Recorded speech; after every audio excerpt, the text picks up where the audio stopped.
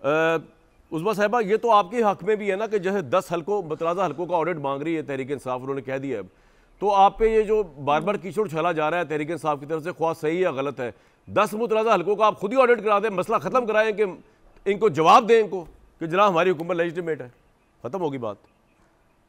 नहीं किससे कराएं, इनकी अदालत में जाके कराएं, इनसे फैसला लेके आए, ये हमें फैसला देंगे कहीं से। अगर फैसला होता है तो मोस्ट वेलकम, हमें क्या इतराज है। आपने केपीके के फॉर्म 45 47 के बीच में 2 नंबरी होती हुई देखी है? मैंने दिखाया है, अब्दुल मुरब्बत का मैंने दिखाया फॉर्म 45 इलेक्शन। हाँ, वहां पे बड़ा फेयर इलेक्शन हुआ है। अल्लाह की शान यह है कि पाकिस्तान की तारीख में चोर अपनी चोरनी समेत जेल में है। मैं नहीं जाना चाहती थी स्टेज पे, लेकिन चूंकि अब लाया गया है, शौक है उनको सुनने का तो फिर सुन ले। जो चोर अपनी चोरनी समेत जो है वो पूरी डकैतियों के साथ इस वक्त जेल में है ना, वो कितना मजलूम है और वो कितना पाकिस्तान के खिलाफ आज भी साजिशें कर रहा है बैठ के। इनको शर्म नहीं आती? आज भी वो इमरान खान ने सहाफियों से बात करते हुए पाकिस्तान को वो जो उनका एक जो अधूरा मिशन है अदा किया। जीएसपी प्लस को जो है वो कैंसिल कराने के लिए खत लिखे, वो पूरी कैंपेन चली है। जिब्रान इलियास और आतिफ खान ने बाकायदा ट्वीट किए हैं, उनके ट्वीट्स के मेरे पास मौजूद है, जिसके ऊपर वो कह रहे हैं कि ये इसको पिटीशन को साइन करें ताकि जीएसपी प्लस स्टेटस है। ये इसको चुप कराएं आप प्लीज। मेरी बात हो रही है, कामरान ऐसे फिर मैं नहीं बात करूंगी। मुझे ये चक नहीं चाहिए, आई एम सॉरी, मुझे ये चक नहीं चाहिए, आई एम सॉरी। अब आपको बात ये तरीका है कामरान जी, अब खत्म कर दिया बात। मालूम ही नहीं था कि ये मौसूफ तशरीफ ला रहे हैं, वरना मेरा लेवल नहीं है। अब आप मिनिस्टर है, आप फरागदिली से आप सबको एक्सेप्ट करें, तनकीद आपको माशाल्लाह बड़ी वॉरियर है। चले कोई नहीं बोलेगा, मैं कुछ नहीं हूं। बात यह है कि आप पेशेंटली आप दूसरे की बात सुने। बिल्कुल आपकी बात में कोई नहीं इंटरप्ट करना। ये कोई तरीका नहीं है कि आप बीच में नहीं बोलेंगे, आप बोले ना बोले, करेंगे और कोई सुन के घर चला जाएगा। मैंने बात के शुरू में एक तमीज और तहजीब के साथ मैंने गुफ्तगू की, लेकिन नहीं समझ में आती उनको। की बात कर रही थी, जो बात समझ में आती है उसी पे करूंगी। मैं तो कहूंगी ये मुल्क दुश्मन कल भी थे, ये मुल्क दुश्मन आज भी हैं। जिन्होंने 9 मई किया है और 9 मई करवाया है, वो आज बैठ के मासूम होकर मुझे कह दें कि वो जी हमारे लोग जेल में है। जेल में क्या नमाजें कज़ा होने की वजह से, या उन्होंने कुर्बानी नहीं की थी इसलिए वो जेल में है? जेल में 9 मई कराने की वजह से है। जेल में जो है वो अदारों के खिलाफ बगावत कराने के जुर्म में, और आज तक ना इनको शर्म आती है, ना किसी एक ने माफी मांगी है, ना अपने लिए अपनी कोई तस्हीह करने को तैयार है। इनको जो है वो मजलूमियत कार्ड खेलना है। अब ये सनम जवेद जो खुद सारी दुनिया को यास्मीन राशिद साहबा हाँक के लेके गई थी कोर कमांडर हाउस के बाद, क्या करने गई थी कोर कमांडर हाउस के बाद? फूल डालने गई थी उनके ऊपर, वही करने गई थी ना। इजाज चौधरी साहब की ऑडियो आज भी है ना कि हम सारा कुछ तलपट कर रहे हैं, हमने कोई गमला नहीं छोड़ा, कुछ नहीं छोड़ा, और मुझे आप ये बताएंगे कि ये मजलूम बेचारे जेल में जो किया है उस वजह से जेल में ना। वो चोर और चोरनी भी अपने कमाल की वजह से दूसरों को थीफ कहने से पहले अपने गिरबान में तो झांक लो। तुम तो थीफ भी हो, डकैत भी हो, पॉइंट आ गया, तो दोनों, और बीवी बच्चा समेत हो। मजे की बात तो ये है।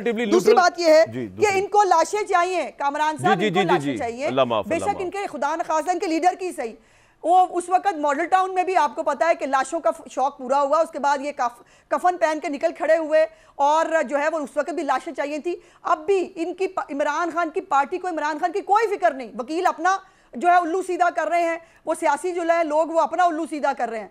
उसको जो है उसको जो मर्जी हो जाए, वो मुझे खैरत होती है। अलीमा खान साहबा बहन है, वो हर दूसरे जुमले में कहती है इमरान खान को कत्ल कर देंगे, इमरान खान को कत्ल कर देंगे। उनको तो वो शानदाना गुलजार कहती है, आपने फिल्म ड्रामे नहीं देखे वो उसके अंदर कैसे वो अटैक होते हैं। इनका तो ये ज़हनी आलम है इनका। वो शेर अफजल मरवत जिसको जो है वो घर में वो जिसको कोई साथ वाला उसको जो है वो उसके नाम की सुपारी किसी ने क्या देनी है, उसको कुछ सुपारी खाने को ना दे, वो कहता है मेरे लिए सुपारी दे दी। ये आलम है। उसने मरियम साहिबा पे इल्जाम लगाया, मरीज हो चुके हैं बेचारे। बिल्कुल आपका पॉइंट आ गया। दुख और तकलीफ से ये ज़हनी मरीज हो गए हैं। इनके साथ सिर्फ जो है वो इज़हारे, अब मैं न्यूट्रल पॉइंट ऑफ व्यू की तरफ जाऊंगा, बसरा साहब उसके बाद आऊंगा आपके पास, बिल्कुल आपके पास आऊंगा, बड़ा टाइम पड़ा है।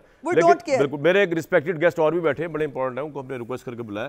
तो सोता भाई बात ये है कि आपको मैं रिलेटिवली न्यूट्रल समझता हूँ इस प्रोग्राम में आज मेरी तरह। मुझे सिर्फ ये बताइए कि सिचुएशन जो है, एक तरफ पाकिस्तान में गवर्नमेंट आई है, एक तरफ हमारे IMF के साथ मामलात हो रहे हैं, दूसरी तरफ ऑब्वियसली तहरीक इंसाफ जो है वो सड़कों पे भी है, वो चाहती है इमरान खान बाहर भी आ जाए, वो एक कानूनी मामला है। आप किस तरह इस मुल्क को इन तमाम कॉम्प्लिकेटेड सिचुएशंस के अंदर निकलता हुआ देख रहे हैं, या इंगेज होता हुआ देख रहे हैं, या फंसता हुआ देख रहे हैं? Sir your point of view on that. देखिए कामरान साहब, जो सिचुएशन इस वक्त पाकिस्तान की है वो बिल्कुल आपने सही कहा, बड़ी प्रिकेरियस है। एंड ऑफ कोर्स उसकी दो कन्वर्स साइड्स हैं, एक PMLN की साइड है, गवर्नमेंट की साइड, एक PTI की साइड। एंड ऑफ कोर्स दोनों अपनी अपनी साइड्स पर विद एविडेंस उनके पास बात करते हैं। ऑफ कोर्स PTI का एक मौक़िफ़ है, लेकिन प्रॉब्लम ये है कि अगर हम इस टाइम स्टक हो जाएंगे इन दैट सिचुएशन, मैं ये समझता हूँ कि ज़ाती तौर पर जो पाकिस्तान तहरीक इंसाफ या सुन्नी इत्तेहाद काउंसिल का इस वक्त जो सबसे बड़ा मुद्दा है वो इस वक्त अदालतों से रिजॉल्व हो सकता है, और इलेक्शन ट्राइब्यूनल्स को किसी ना किसी तरह 1 से 2 महीने के अंदर, वैसे तो 120 दिन का टाइम है, वो फैसला आना ज़रूरी है, और उससे सारा दूध का दूध पानी का पानी हो जाएगा। बाकी जहाँ तक इलेक्शंस की क्रेडिबिलिटी है वो आप मेरे से बेहतर समझते हैं, मैं तो बहुत दफ़ा उस पर कह चुका हूँ कि इलेक्शंस की क्रेडिबिलिटी पर तो पाकिस्तान में हर शख्स ने बात की है, लेकिन अब उसका रिजल्ट अगर अदालतों के अलावा किसी और जगह से आया तो वो वंस अगेन एक मैसअप हो जाएगा। ये बड़ी अच्छी आपने बात की है, आगे जाने में सबसे बड़ी रुकावट होगी। जी जी प्लीज कंटिन्यू। और ये गवर्नमेंट को भी और ऑपोजिशन को भी, गवर्नमेंट और ऑपोजिशन को मिलकर कोशिश करनी चाहिए। देखिए 2018 में PMLN के एलिगेशंस थे,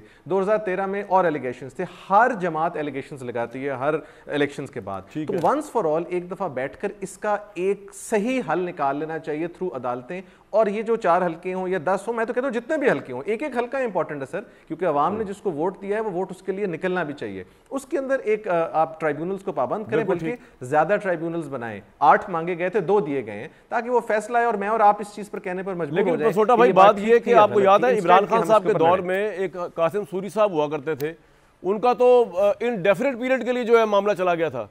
तो ये ट्रिब्यूनल्स में तो इंसाफ नहीं मिलता, आपको पता ही। 5 साल जी जी मैं ये पूरा 5 साल वो स्टे पर है। अगर कासिम सूरी साहब का केस, और सुना उनके तो मुबैना दौर में अंगूठे लगे हुए थे पांव के, उनके हल्के में, जी पैर के, पैरों के कह रहा हूं मैं। सूरी साहब स्टे मैं सर उसका जवाब, अगर कासिम सूरी साहब स्टे पर रहे हैं तो इसके रिस्पांसिबल मैं, आप और इस प्रोग्राम के मेहमान नहीं, या तो चीफ जस्टिस साहब से पूछना चाहिए ना जी। बिल्कुल सर, मैं सिस्टम की बात ही कर रहा हूं ना, अगले दिन ही टेकअप कर सकते हैं। तो नहीं, मैं ये कह रहा हूं, हमें हम सबको मिलकर हमें सबको मिलकर इस चीज पे इनको कंपेल करना चाहिए हमारी अदालतों को कि भाई इसका फैसला करें आइदर वे, ताकि कल को कोई एक जमात उसके ऊपर अपनी पोजीशन ले सके। पॉइंट आ गया आपका।